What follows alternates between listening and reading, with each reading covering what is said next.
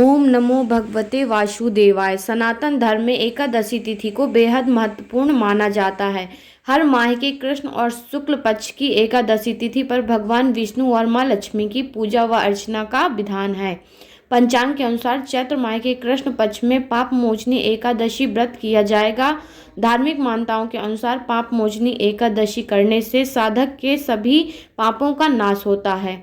आइए इस वीडियो में पाप मोचनी एकादशी के बारे में कुछ महत्वपूर्ण जानकारियां प्राप्त करते हैं।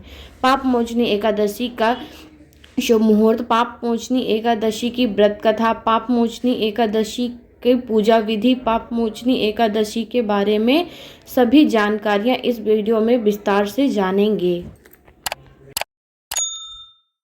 पाप मोचनी एकादशी का महत्व। अर्जुन ने भगवान श्री कृष्ण से कहा, हे मधुसूदन, आपने फाल्गुन माह के शुक्ल पक्ष की एकादशी अर्थात आमलकी एकादशी के बारे में विस्तार पूर्वक बतलाया।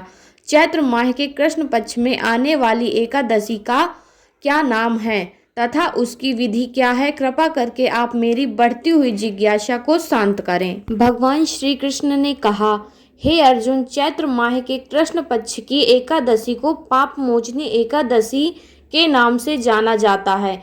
एक बार की बात है, पृथ्वीपति राजा मानधाता ने लोमस ऋषि से यही प्रश्न किया था जो तुमने मुझसे किया। अतः जो कुछ भी ऋषि लोमस ने राजा मानधाता को बतलाया वही मैं तुमसे कह रहा हूँ। राजा मानधाता ने धर्म के गूढ़तम रहस्यों के ज्ञाता महर्षि लोमहर्ष से पूछा, हे ऋषि श्रेष्ठ, मनुष्य के पापों का मोचन किस प्रकार संभव है? कृपा करके कोई ऐसा सरल उपाय बताइए जिससे सभी को सहज ही पापों से छुटकारा मिल जाए। पाप मोचनी एकादशी कथा। चैत्र रथ नामक सुंदर वन में चैवन ऋषि के पुत्र मेधावी ऋषि तपस्या में लीन थे। इस वन में एक दिन मंजुघोषा नामक अप्सरा की नज़र ऋषि पर पड़ी तो वह उन पर मोहित हो गई और उन्हें अपनी ओर आकर्षित करने हेतु यत्न करने लगी।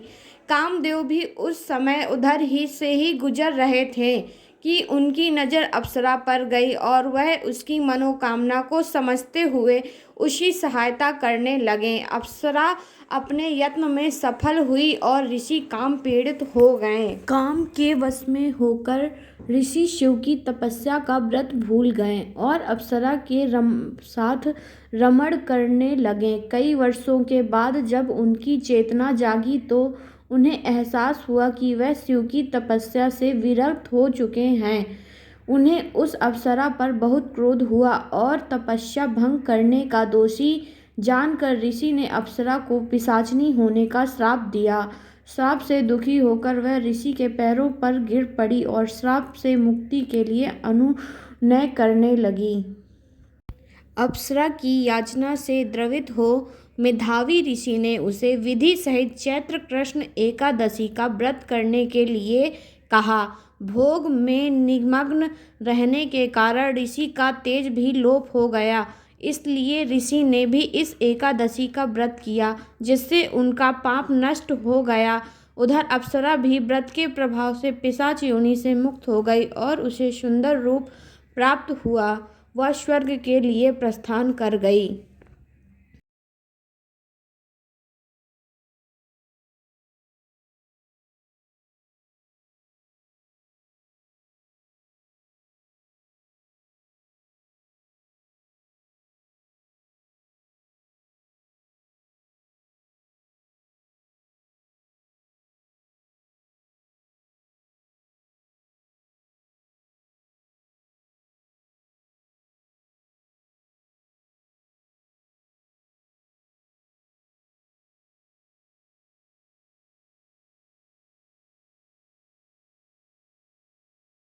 पाप मोचनी एकादशी शुभ मुहूर्त।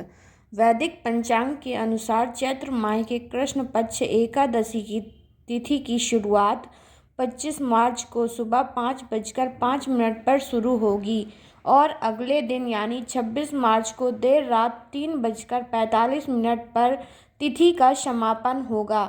ऐसे में 25 मार्च को पाप मोचनी एकादशी व्रत किया जाएगा। पाप मोचनी एकादशी व्रत का पारण टाइम एकादशी व्रत का पारण द्वादशी तिथि पर किया जाता है। पाप मोचनी एकादशी व्रत का पारण 26 मार्च को 1:41 से लेकर शाम 4:08 तक है।